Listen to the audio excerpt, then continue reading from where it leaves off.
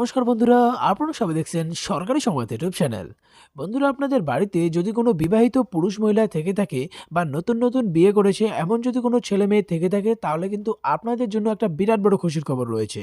হ্যাঁ বন্ধুরা, যেমনটা আমরা সবাই জানি যে আবারও কিন্তু আমাদের রাজ্যের প্রতিটা অঞ্চলে অঞ্চলে আবারও দুয়ারে সরকার ক্যাম্প ও পাড়ায় পাড়ায় সমাধান প্রকল্পটাকে চালু করা হয়েছে, যেটার মাধ্যমে কিন্তু আমার এবং আপনার মতো সাধারণ মানুষেরা নানান প্রকল্পে আবেদন করতে পারি।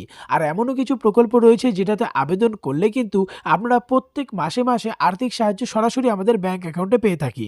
তো বন্ধুরা, ইতিমধ্যে একটি নতুন প্রকল্প মমতা সরকারের তরফ থেকে চালু করা হয়েছে, যেটা কিন্তু শুধুমাত্র বিবাহিত পুরুষ মহিলা বা বিবাহিত ছেলে মেয়েদের জন্য। এটাতে যদি তারা আবেদন করে তাহলেই তারা এককালীন 30,000 টাকা তাদের ব্যাংক অ্যাকাউন্টে পেয়ে যাবে। হ্যাঁ বন্ধুরা, তো দেখুন এই বিষয়খানে হেডলাইনে পরিষ্কার করে বলা হয়েছে যে সারা রাজ্য জুড়ে চালু হলো একটি নতুন প্রকল্প, বিয়ে করে থাকলেই পাবেন 30,000 টাকা। তো কিভাবে আবেদন করবেন, কি কি কাগজপত্র লাগবে, অফলাইন নাকি অনলাইনে আবেদন করতে হবে, এই সব কিছু কিন্তু আজকের এই ভিডিওটিতে বিস্তারিত আপনাদের জানিয়ে দেবো। তো অবশ্যই কিন্তু ভিডিওটিকে একদম শেষ পর্যন্ত দেখবেন। এরই সাথে বন্ধুরা, যদি আপনারাও এই 30,000 টাকা সরাসরি আপনাদের ব্যাংক অ্যাকাউন্টে পেতে চান, তাহলে কিন্তু সবার প্রথমে ভিডিওটিকে একটি লাইক করে দেবেন।